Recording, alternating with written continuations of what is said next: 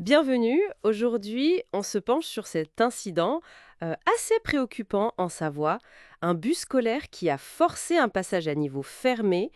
On a plusieurs coupures de presse sous les yeux. On va essayer de décortiquer un peu les faits et puis de comprendre les enjeux derrière. Ce qui a vraiment marqué, c'est cette image choc, hein. Le bus avec des enfants dedans qui franchit les barrières baissées. Ça a circulé partout sur les réseaux sociaux. Oui, une vidéo amateur, c'est ça. Exactement. Ça s'est passé vendredi dernier, le 6 juin 2025, en fin de journée du côté de Brisson-Saint-Innocent. Une image difficile. Oui, tout à fait. Et pour comprendre, il faut peut-être regarder la cause du blocage initial. La SNCF a communiqué là-dessus. Ah oui, qu'est-ce qu'ils disent? Apparemment, il y a eu une panne sur un train de voyageurs, et cette panne a bloqué 2 passages à niveau. Pas un seul, mais 2. Deux? Un, deux? Ah oui. Et ça a duré un certain temps. Environ 45 minutes, selon la SNCF. 45 minutes. Ah, c'est énorme comme attente, surtout en fin de journée, hein. C'est long, oui. Très long. Et on imagine bien que ça a pu créer pas mal d'impatience chez les gens bloqués.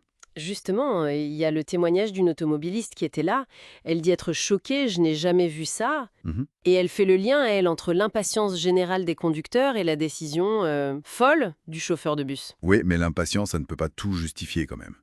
Le risque pris était démesuré. Ah, ça c'est sûr. La SNCF le dit elle-même.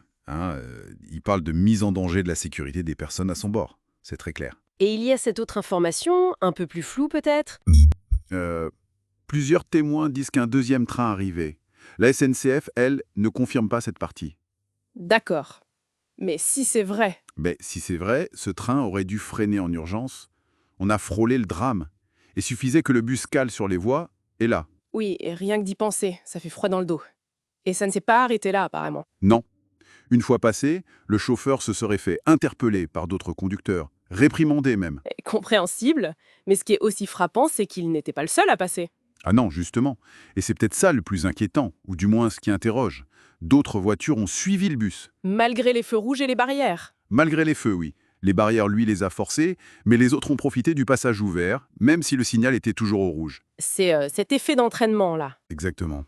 Comme si le premier acte illégal avait en quelque sorte banalisé le risque pour les suivants.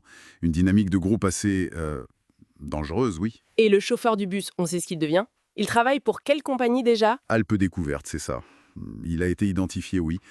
D'après ce qu'on lit, il doit être entendu par son employeur et aussi par les gendarmes. Une audition, donc. Oui.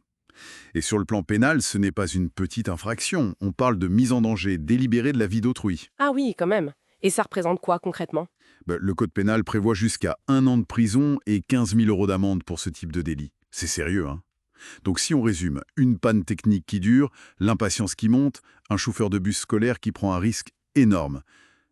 Avec des enfants à bord, oui. Et qui entraîne d'autres conducteurs et qui maintenant fait face à des suites judiciaires potentiellement lourdes. C'est tout à fait ça. Et au fond, ce qui est interpellant, c'est comment la frustration, la perception d'une attente jugée excessive peut faire voler en éclats les règles de sécurité les plus basiques. Même pour un professionnel, dont c'est le métier et la sécurité des autres. Exactement. Comment le jugement peut être altéré à ce point? Mm. C'est ça la question.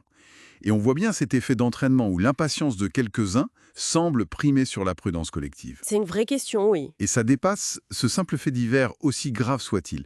Ça nous renvoie à notre rapport collectif aux règles, à la sécurité, quand on est face à une contrainte, ou à ce qu'on perçoit comme une défaillance du système. Où est-ce qu'on met le curseur, en fait?